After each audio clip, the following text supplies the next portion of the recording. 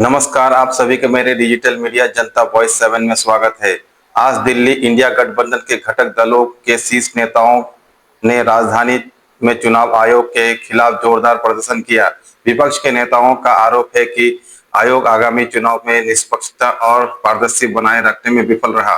प्रदर्शन में कांग्रेस, आम आदमी पार्टी, तृणमूल कांग्रेस, राजद, समाजवादी पार्टी समेत कई दलों के नेता शामिल हुए। उन्होंने चुनाव आयोग मुख्यालय तक मार्च किया और लोकतंत्र बचाओ के नारे लगाए। विपक्ष नेता ने ज्ञापन सौंपते हुए कहा कि चुनाव प्रक्रिया में पारदर्शी सुनिश्चित करे, ईवीएम से जुड़े संदेह दूर करे और सत्तापक्ष के खिलाफ दुरुपयोग पर कड़ी कार्रवाई की जाए। आगे का रिपोर्ट हम आरफा खानम जी से सुनते हैं। दोस्तों, हमारे चैनल को लाइक, शेयर, सब्सक्राइब करें। जय हिंद, जय भारत। और ये जो लड़ाई है ये राजनीतिक नहीं है, ये कॉन्स्टिट्यूशन की लड़ाई है। कॉन्स्टिट्यूशन को बचाने की लड़ाई है। 1 मैन 1 वोट की लड़ाई है। मोदी साहब कायर है, कायर है, कायर है। मोदी सरकार कायर है, कायर है, कायर है।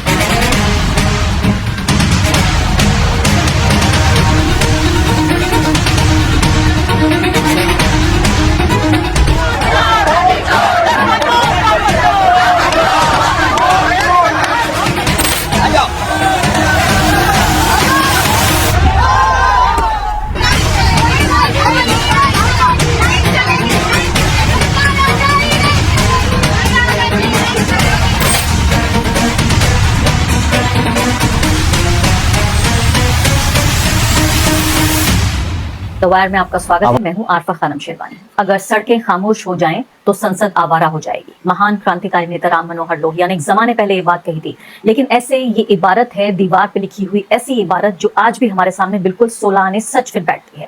आज जो तस्वीरें देखने को मिल रही हैं सड़क पर, संसद से शुरू होकर और सड़क पर, वो पूरे तरीके से एक ऐसी क्रांति की तस्वीर है जिसको हम खुद इतिहास बनते हुए अपने सामने देख रहे हैं। ये है कि विपक्ष ने किस तरह से सत्ता का कान पकड़कर ये बताने की कोशिश की है कि सत्ता और सत्ता के जितने जोड़ीदार हैं, सत्ता के जितने यार हैं, उन सबको अकाउंटेबिलिटी यानी जवाबदेही पर लाया जाएगा। राहुल गांधी के प्रेजेंटेशन के बाद जो 3 दिन पहले उन्होंने किया था, उसके गुजर जाने के बाद ऐसा लगता था कि ये कोई एक दिन का एपिसोड है, लेकिन एक दिन नहीं, अब आज सोमवार के दिन से जिस तरह से विपक्ष में सिर्फ राहुल गांधी की पार्टी नहीं, राहुल गांधी खुद नहीं, उनके सिर्फ पार्टी के नेता नहीं, पूरे इंडिया ब्लॉक ने जिस तरह से सड़कों का चक्का जाम किया, उनका इरादा ये था कि वो संसद से लेकर और इलेक्शन कमीशन तक वॉक करेंगे। और इस रास्ते में जितने बैरिकेड लगाए गए, इन तस्वीरों को आप ये देखिए कि अखिलेश यादव यहाँ बैरिकेड से बाकायदा उतरते हुए, बैरिकेड से जंप करते हुए, कूद कर उस तरफ जाते हुए। 52 साल का नेता, मैं बड़ी प्रभावित हुई उनकी फिटनेस से। राहुल गांधी के बारे में तो अक्सर कहा जाता है जब वो हजारों किलोमीटर दूर चले और कई सौ किलोमीटर रोज चला करते थे, तब हम जब देखते थे कि उनकी फिटनेस क्या है,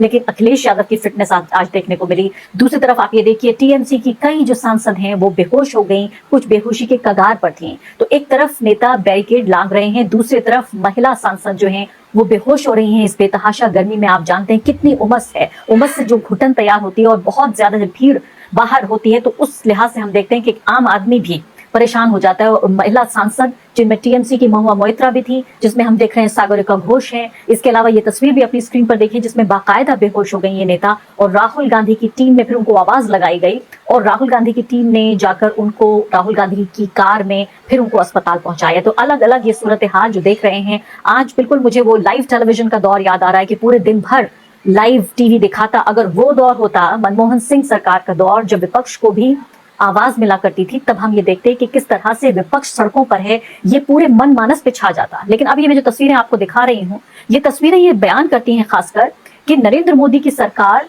किस तरह से बिल्कुल पीछे खड़ी हुई है चुनाव आयोग के। क्योंकि चुनाव आयोग का दिल गुर्दा आप ये देखिए कि धड़ल्ले से वो क्या कह रहा है। मैं इससे पहले कि आपको बताऊं चुनाव आयोग की बातें और किस तरह से वो अपना दिल और गुर्दा दिखा रहा है और इसकी जो ताकत है वो कहां से आ रही है, ये तस्वीरें आप ये देखिए यहाँ पर। इस तरह से आप देख रहे हैं, मैं चाहती हूँ कि पूरा ये वीडियो आप ये देखें कि अखिलेश यादव किस तरह से जंप करके लांग कर बैरिकेड के वो आए।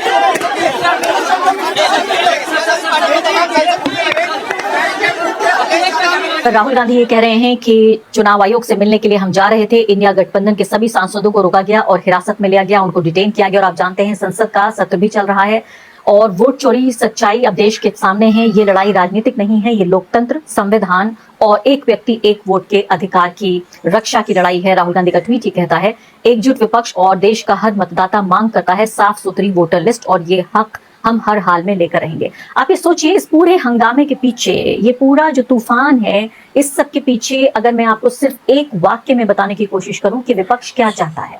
विपक्ष ये चाहता है कि इलेक्शन कमीशन के जरिए विपक्ष के नेताओं को जो वोटर लिस्ट है वो इस तरह की वोटर लिस्ट मिले जो रीडेबल हो, मशीन रीडेबल, यानी उस पूरे डेटा को मशीन में डाल दिया जाए, कंप्यूटर में डाल दिया जाए और कुछ ही घंटों के अंदर दूध का दूध और पानी का पानी हो जाए।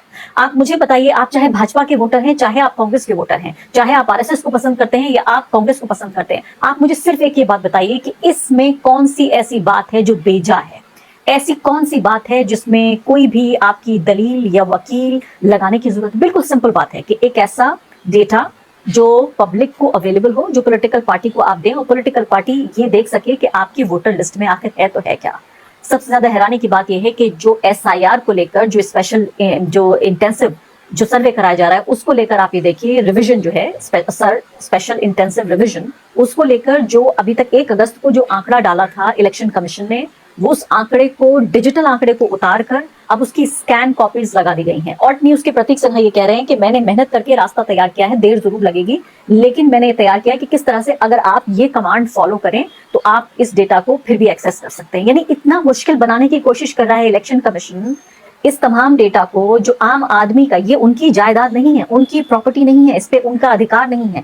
ये डेटा जो मालिकाना हक है, वो मालिकाना हक इस तमाम आंकड़े पर, इस तमाम जानकारी और डेटा पर सिर्फ और सिर्फ इस देश के आम आदमी का है, इस देश की सरकार का भी, ऑपोजिशन का भी है। ये पब्लिक डोमेन में होना चाहिए ताकि मैं, आप, कोई भी, कोई सामाजिक कार्यकर्ता हो, पत्रकार हो या आम आदमी हो, सब इस डेटा को एक्सेस कर सकें। लेकिन ज्यादा से ज्यादा मुश्किल बनाने की इसमें कोशिश हो रही है। मैं देख रही थी यहाँ पर कि सागरिका घोष और साथ ही महुआ मोइत्रा, दोनों टीएमसी की महिला सांसद हैं, दोनों ही लगभग बेहोशी के कगार पर। ये सागरिका ने बाकायदा ये वीडियो आप देख रहे हैं, ट्वीट किया है, पीछे आप देख रहे हैं जो महुआ मोइत्रा हैं लगभग बेहोशी की हालत में नजर आ रही हैं। डेरेक ओब्रायन ने बाकायदा ट्वीट करके ये कहा कि दावा किया कि महुआ मोइत्रा बेहोश हो गई और लग रहा है उनकी बेहोशी जैसी हालत। लेकिन सवाल यहाँ पर ये नहीं है कि कोई बेहोश हो गया है या हो रहा है या होने वाला है।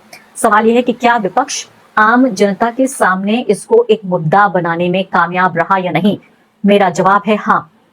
मैं आपको एक सबूत के तौर पर, एक एविडेंस के तौर पर ये रील दिखाना चाहती हूँ। इंस्टाग्राम पे अक्सर जब मैं पोस्ट करती हूँ तो उसमें जो जिंदगी के हल्के फुल्के पहलू हैं, ज्यादातर उनके बारे में मैं पोस्ट करती हूँ। कहीं अगर मैं पर्यटन के लिए जा रही हूँ या इस तरह से कोई हल्की फुल्की कोई मैं किताब पढ़ रही हूँ या कुछ मन में विचार आया।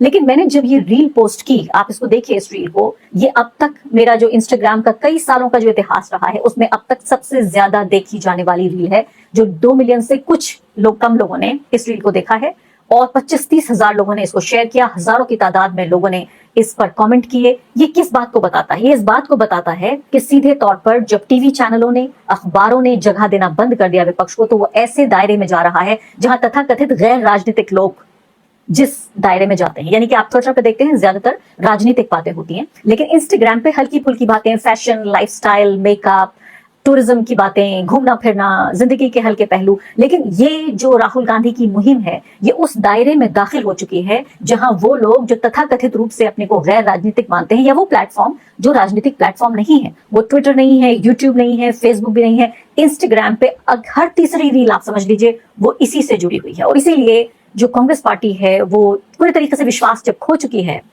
कि कोई भी मुख्य धारा का मीडिया उनको सपोर्ट करेगा या इंडिया ब्लॉक को सपोर्ट करेगा, मैं आपको ये रील दिखाना चाहती हूँ कांग्रेस पार्टी। रुको यार, फोन करना बंद करो। अगर आप ये रील देख रहे हो ना, इसका मतलब क्या? वोट चोरी के खिलाफ कैंपेन में पार्टिसिपेट नहीं कर रहे हो? अरे अभी जाओ, बायो में लिंक दी है, उस पर जाके फॉर्म भरो, नीचे कैप्शन में नंबर दिया है, उस पर मिस कॉल मारो, आवाज उठाओ अपना वोट चोरी होने से। अब आ जाते हैं कि जो बड़ा दिल और गुर्दा जिसका मैं जिक्र कर रही थी, इलेक्शन कमीशन। आप ये देखिए, कर्नाटका के जो चीफ इलेक्शन ऑफिसर हैं उनके ऑफिस से इसको ट्वीट किया गया है और इस ट्वीट को आप ये देखिए, जिसमें साफ तौर पे राहुल गांधी को नोटिस जारी किया गया है। और ये नोटिस सिर्फ उनकी तरफ से ही जारी नहीं है, ये नोटिस जो है वो बाकायदा जारी किया गया है हरियाणा और महाराष्ट्र के जो इलेक्शन कमीशन है उन्होंने भी, जो इलेक्शन ऑफिसर्स हैं उन्होंने भी जारी किया है कि 10 दिन के अंदर राहुल गांधी के जो क्लेम है उनके बारे में वो सबूत पेश करें।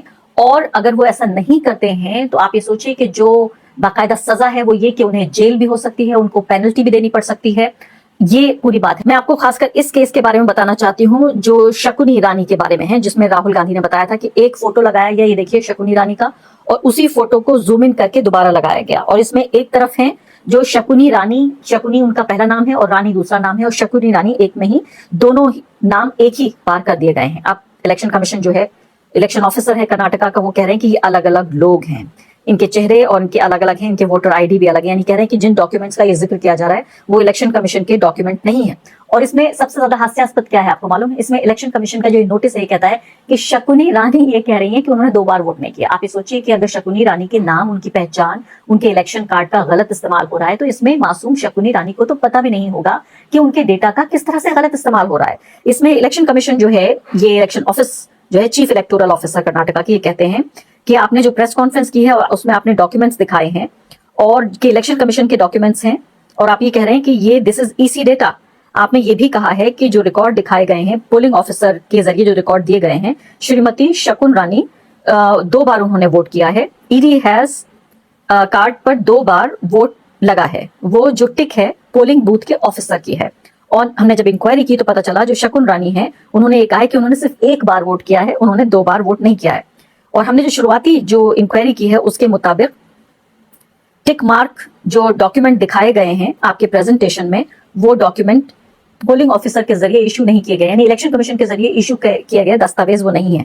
इसलिए आपसे इस बात की दरख्वास्त की जाती है कि आप जिन डॉक्यूमेंट का आप जिक्र कर रहे हैं उनको आप बताइए, जिनके आधार पर आप ये कह रहे हैं कि शकुन रानी या कोई भी और दूसरा जो व्यक्ति है उसने 2 बार वोट किया है, ताकि हम डिटेल इंक्वायरी कर सकें।